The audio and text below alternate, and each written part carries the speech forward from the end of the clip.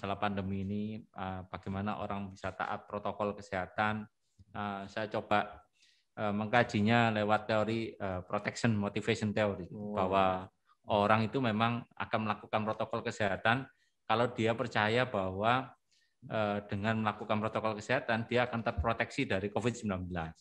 Nah, ini ada dua hal. Yang pertama adalah appraisal pada COVID ini bahaya apa enggak. Tadi Prof. Joko sudah menyampaikan, COVID ini luar biasa pinternya, gitu. Luar biasa pinternya. Nah, kita harus hati-hati. Dan yang kedua, coping. Copingnya ini adalah bagaimana cara kita menyikapi plus treatment yang kita terima. Gitu. Nah, kalau kita lihat, meskipun orang ada beberapa yang sudah divaksin, tapi juga sempat tembus juga kena COVID, ini juga menunjukkan bahwa kalau tidak melakukan protokol kesehatan ya pasti akan tembus, akan kena COVID-19.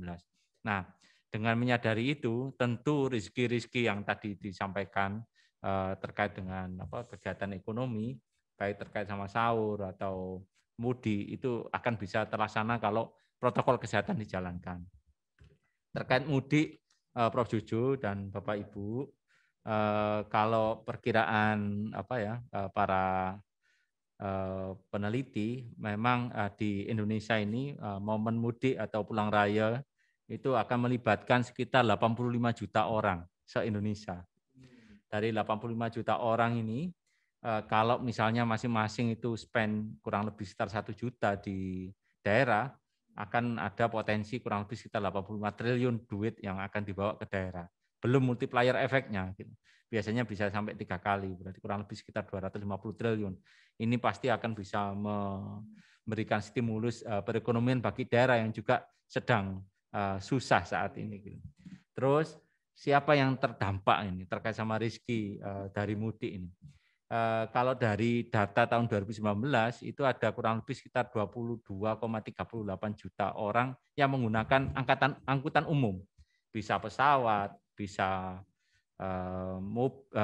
bis, bisa kereta api, dan juga kapal. Nah, inilah yang akhirnya potensi pendapatan bagi orang yang memang terkait dengan angkutan umum tidak terjadi, karena mudik ini perlu kita handling agar tidak terjadi gelombang ketiga atau gelombang 4 sebagaimana kekhawatiran Prof. Joko.